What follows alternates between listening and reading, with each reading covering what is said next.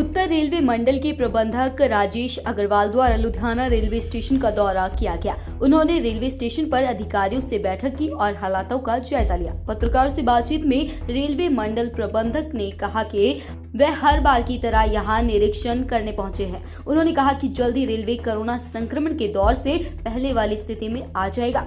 रेलों का संचालन बढ़ाया जा रहा है। हालांकि अभी अनारक्षित श्रेणी को चालू नहीं किया गया। जबकि अमृतसर के पास जंडियाला गुरु पर रेलवे ट्रैक पर किसानों के धरने को लेकर उन्होंने कहा कि रेलवे ने पहले भी किसानों से अनुरोध किया था और अब भी करता है। यहां अभी मालगाड़ियां चल रही हैं और किसानों के रेलवे ट्रैक से हटने के बाद यात्री गाड़ियां भी चलाई जाएंगी। और आपको मालूम है कि कोविड-19 के कारण काफ़ी कोचिंग सर्विसेज हमारी कम चल रही हैं और फ्रेट सर्विसेज में काफ़ी इजाफा है। और लुधियाना हमारा सबसे महत्वपूर्ण स्टेशन है और श्रमिक स्पेशल इत्यादि सबसे ज़्यादा गाड़ियां अगर किसी स्टेशन से चली होंगी तो लुधियाना से ही चली हैं। तो अगर पूरे मंडल में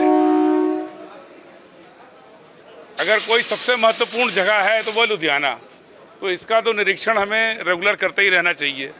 तो इसी क्रम में आज भी हम लोग एक निरीक्षण करने आए हैं और संभावना ये भी है कि महाप्रबंधक महोदय भी लुधियाना से निरीक्षण प्रारंभ करें। तो उनके निरीक्षण के संबंधित भी जो बातें होती हैं उसकी तैयारी में सभी ब्रांच अफसरों के साथ हम लोग सभी क्षेत्रों का पूरा निरीक्षण करके उसमें जो भी और सुधार करना है, जो भी चीज़ें बढ़ानी हैं, वो सभी कार्य करेंगे और इसी के लिए हम सब लोग आज यहाँ पर एकत्रित हैं।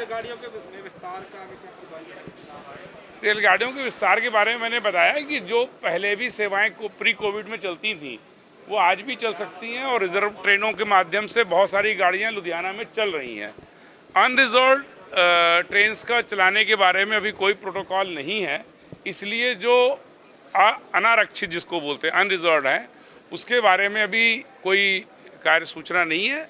उसके अलावा जितनी भी आवश्यकताएँ हैं उसके हिसाब से समयानुसार गाड़ियों को चलाया जा रहा है। पूरा सिटी एडमिनिस्ट्रेशन इतना बड़ा शहर है, हर कोने कोने में तो एम्बुलेंस खड़ी नहीं की जाती।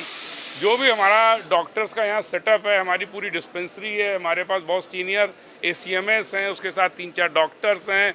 हम उनको तुरंत प्लेटफॉर्म पर अटेंड करके जो फर्स्ट एड देने का काम है वो हम करते हैं और यदि उनको उससे ज़्यादा सीरियस चाहिए तो उनको तुरंत ही सूचना के आधार पर और प्राथमिकता के आधार पर सिविल हॉस्पिटल्स से हमारा लाइजन है, हम उसमें उनको भर्ती कराते हैं।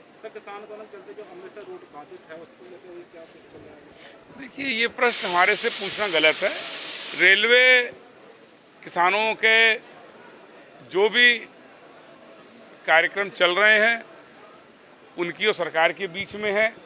जब सितंबर के महीने में उन्होंने हमारे रेलवे ट्रैक पर धरना दिया था तब भी हमने उनको सिर्फ अनुरोध ही किया था कि यदि आप हटा देंगे तो हम पूरे पंजाब को यूरिया हो, फर्टिलाइज़र हो, कोल हो, सभी चीज़ों की सप्लाई कर सकेंगे। आप सबको पता है कि उसकी वजह से लगभग 2 महीने गतिरोध रहा। फिर जैसा कि उच्चतम पर निर्णय किया गया तो उन्होंने ट्रैक खाली किया। फिर पहले मालगाड़ी के लिए बात हुई, फिर यात्री गाड़ी की भी बात हुई, फिर दोनों गाड़ियां चली। ये सारी बातें इतिहास की हो गई हैं।